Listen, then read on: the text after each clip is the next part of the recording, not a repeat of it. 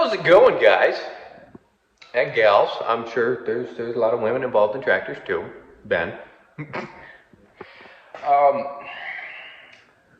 so basically, if any of you are tuning in here from my TikTok, you know that I am constructing a custom center blade for a good friend of mine, and well, I've been wanting to make one for a little while, just kind of make my home built one, see how I could do it, if I could do it cheaply, because I was able to find or acquire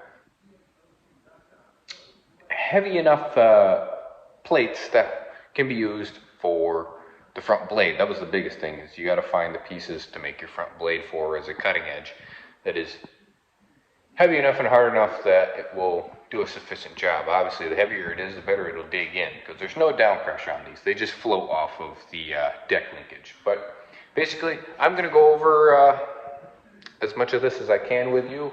A lot of people have been questioning, oh, how do I make one? Or, hey, can you make me one? No, I'm just making maybe one or two of these just for my own personal preference, use, otherwise. And it's super simple. This thing has gone way easier than expected. So I'm already halfway there with the basics of it, and I'll just kind of show you guys how I did it and how you can do it. Because I'm literally doing this with the bare minimum of tools. I don't have a workshop, yeah, I got a heated garage and a tailgate on my truck and a grinder. You know, I can't get much simpler than that. So stay tuned, and we'll show you what we can do.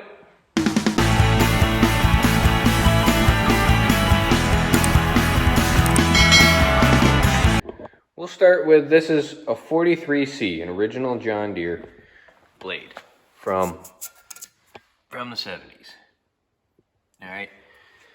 Now this has been converted to work on my 120. My dad actually made a special drop-down bracket on the rear because it's complicated between a 43C and a 54C. If you don't have them both in person next to each other, you're just never going to know exactly the differences and why they are what they are. Well, you had to make a special drop-down bracket to sit lower because 120s, 140s sit higher. They have a lot more ground clearance, especially in the center. So, and it also, a 54C, see, 140s have a longer wheelbase. So again, we had to push this forward and down, clear the rear axle tubes, and there's some framing, and the hitch work is different. But that's how we made this work. Because otherwise it's supposed to have 54C, and that would eliminate all of it. That would fix the height of the ground clearance and would be angled that it would go around parts of the transmission that it has to. So with that in mind, that's what I'm trying to duplicate here, as I'm going to make a universal one that can fit both. And don't mind my holes are off there, I know that. This obviously has the tabs, the extended tabs here, because of the ground clearance to hook onto those. So there's just a lot of little details that you gotta know, you gotta notice, that you can point out. Again, a 43C is for a 110, 112, and 200 series. That's it. These are not meant to fit a 120, 140, or any 300 series. They're not meant to. We did it for fun because I think it looks better than a 54C, and also I didn't have one at the time. I do now, but it's on my blue 140. And these also only came in a manual angle option. The 54C came with a hydraulic angle option. But I will show you guys the basic dimensions of this so you can make your own. All right, from where it has to be on the front hanger to where it goes to the rear of the hitch. You're getting about 20.5 inches from where it has to hang to the rear. Now, it does come with special drop-down hangers that go on the mount on the back.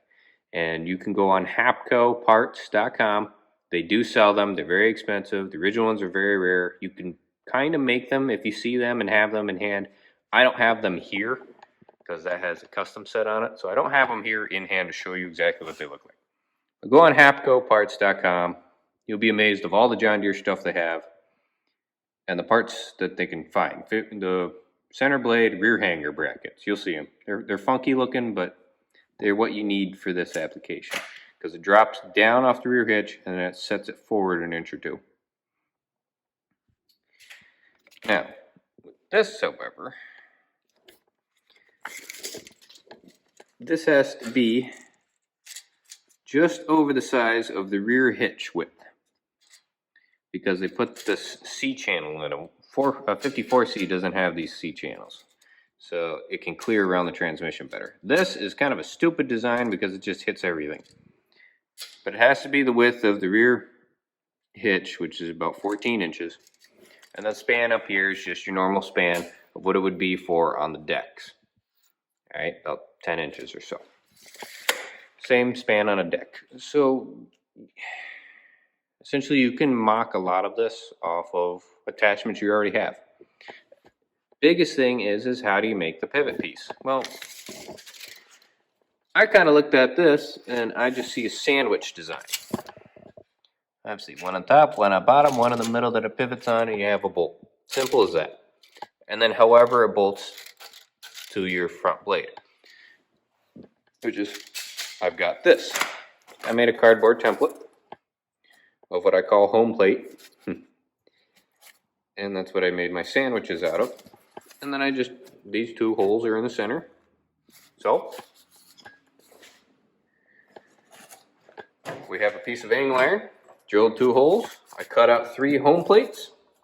Simple as that. And we had a nice big piece of thick flat steel. And simple as that. You cut them out. You weld them to the angle irons. This is set to the width. Those are set to my rear hanger holes. All the way back. Which these pieces, again, basically, this should be in the 13.5 range. And these pieces are at 25 inches to account for the overlay that this sits like that. And then I'll weld it all together. And it'll pivot right here. Then I'll drill a separate hole back here. That'll be the lock, and then it'll be an adjustable 2 other holes to go side to side, which I may not be able to do until I get it on the tractor to know where lock to lock is for the front wheels, so that doesn't hit. That barely clears as it is. So that's just basic dimensions, and literally anybody could do this. It's based on what you have as your plow to use and the tractor you're trying to put it on.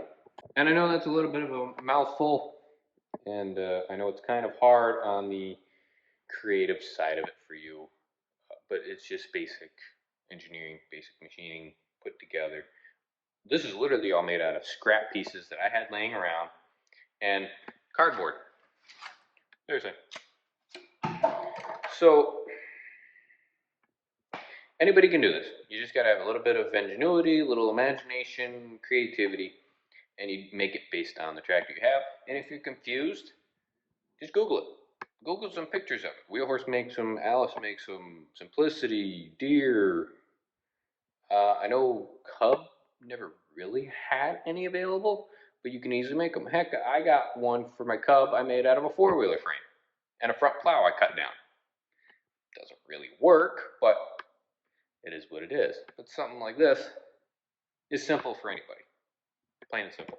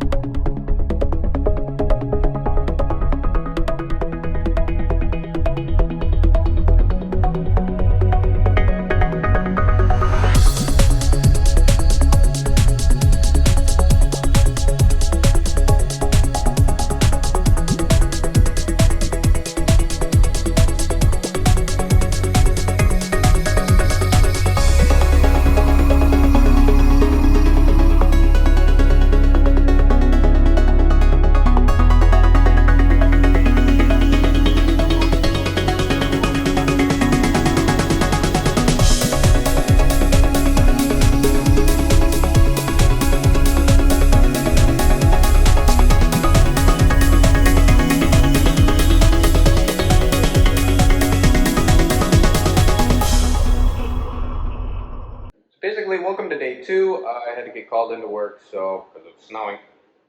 Who knew? Uh, well, we're kind of back at it. A little bit more progress. Hasn't been a good day, I gotta say. We finished some welding on it, and we've already got 3 broken drill bits in, so we're gonna need to go buy some new drill bits, or well, we're gonna have to wait to finish the rest of it. So basically, we got all of this structure welded together. You can see my horrible welds. I'll tell you, I am no professional. That is for sure. I don't get paid by the hour on them suckers. This, yeah, this hole has been, you can kind of see, yeah, there's a broken drill bit in there. Actually, there's 2, but whatever. We got to this point. I'm going to need to ream that out. I'd like to put a 1/2 inch bolt in there minimum, and then I got to drill through here. And this part I'm going to probably need to have on a tractor is to determine this, yeah, the angling. So that way it doesn't hit the front tires. That is a biggie. And I mean, I know that one is close.